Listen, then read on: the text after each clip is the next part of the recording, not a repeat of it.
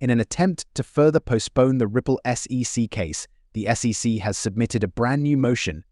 I want to discuss whether or not XRP could miss the current bull run in this video. Please stay tuned to the very conclusion of the video, as I will share my entire perspective with you on it. Gentlemen, in the last several hours, we have also learned two shocking details that will make us really optimistic about cryptocurrencies in 2024. Prepare to be astounded by what we're about to discuss in this video if you thought the ETFs we saw were a huge boost to this business. I want to talk about something really important before I begin this video, which is the recent transfer of SAB 121 to the House floor. Now, if you're wondering what that means, allow me to quickly explain and give you the gist of it so you can see why this will be huge for the cryptocurrency market. Making regulations that effectively prohibit cryptocurrencies in the US without really outlawing them is one of the things the SEC has been doing lately. When the SEC effectively labeled XRP as a security, we witnessed the exact same scenario. Being a security feature of XRP effectively prevented anyone from using it, rather than making it unlawful. The SEC was putting aviation regulations on a vehicle. It goes without saying that you will be breaking numerous laws and rendering your automobile unusable if you drive your car to work every day, but still have to abide by airplane regulations. Although the legislation that requires you to obey certain regulations isn't relevant to your car, it effectively renders all of the restrictions unenforceable. The SEC attempted to accomplish that by designating XRP as a security. Because XRP is a security, it would violate all security rules, which would make it unlawful due to backdoor regulations. We saw the SEC take the same exact action in a major attempt to choke off the market, thereby blocking various custodians from handling cryptocurrency. As with the other examples I just provided you, the SEC effectively prevented any regulated institution in the US from actually holding cryptocurrency, even if they didn't state outright that doing so is against the law. Many have attributed the lack of traction for cryptocurrencies to the technology itself. Many have attributed it to technology not reaching its full potential. But the truth is that the SEC has been enacting regulations that prevent institutions from really using the assets, which is one of the main reasons why cryptocurrencies have not taken off in the US as quickly as many of us had anticipated. The good news is that Congress is currently working to overturn the SEC's proposed legislation and allow the largest US financial institutions to resume dealing with this asset class. Even if the official vote is still pending, the House's decision to even vote on this is a positive indication of things to come. This would be a huge victory. We'll go into more detail on this in future episodes, as this would be a major victory for the cryptocurrency space and address many of the issues that the established financial system has had in attempting to implement this next-generation financial system. What is known is that the traditional actors in the financial system were scared when they learned that Coinbase was going public. As Coinbase went public, they witnessed its record-breaking valuations surpass their own, despite Coinbase having been in business for 100 years longer. As a result, conventional financial institutions declared that they urgently needed a blockchain strategy. This will be a significant step in enabling these traditional financial institutions to begin developing their own blockchain strategies, which we are witnessing as the initial stages of the process. Folks, for a while now, folks have been complaining that cryptocurrency acceptance and attention haven't kept up with what they should have. The regulators have been exerting every effort to repress technology, as we can see, and they are currently repealing this in real time. Moving on though, I want to discuss a huge catalyst that is already entering the cryptocurrency market. This is why I believe that 2024 will see the largest cryptocurrency bull run to date. For some time now, I have been stating on this channel that the Bitcoin ETFs would revolutionize this sector. For the first time in history, financial institutions would be vying with one another to sell cryptocurrency-related goods to their clients, bringing in trillions of dollars of value that had previously been unattainable for cryptocurrencies. We've simply moved from a scenario in which the institutions were battling us and working against us to one in which they support us and have a financial incentive to draw clients into our asset class. We are discovering, however, that this has not even nearly reached its full realization. As of right now, institutions are giving in and trying to sell Bitcoin products more quickly than they used to.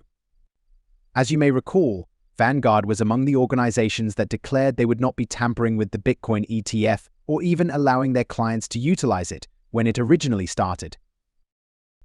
Just a few minutes ago, Vanguard's CEO was compelled to step down. The reason for this was that a large number of customers were leaving the company because Vanguard wouldn't let them use their money for the purposes they desired, in this case, investing in digital assets. Now, folks, that's just the beginning. We've also seen Merrill Lynch and Wells Fargo take similar actions.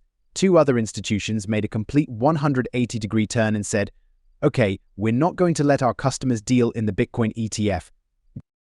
Come to us and get the Bitcoin ETF. We need your business because we know you will just go elsewhere. Greetings, gentlemen. These are the largest financial institutions globally, and they are attempting to resist this sector's impending collapse. Customers are putting pressure on these financial institutions to offer cryptocurrency-related goods, and this is just the beginning. Some of these issuers are telling us behind closed doors that the competition for cryptocurrency financial products, including exchange-traded funds ETFs, is only beginning. Since Bitwise is the direct source of these items, we anticipate seeing an increasing number of them introduced to the market. These Bitwise men claim that we have only just begun and that what is ahead of us is truly unimaginable.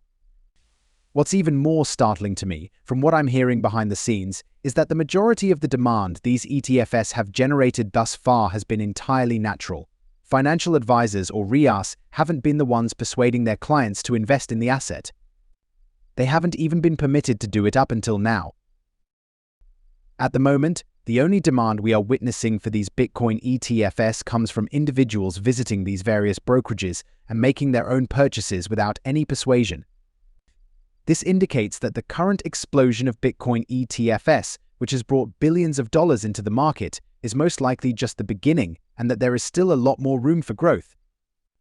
As a result of financial incentives, these financial institutions are now competing to develop as many products related to cryptocurrencies as they can. The largest institutions in the world are predicting one of the largest changes in supply and demand dynamics that this industry has ever experienced. The good news is that we were aware of this. We have been observing this for some months. We were aware that these establishments would blow up this market. To be honest though, not even I was this optimistic, guys. I had no idea these things would get going so quickly.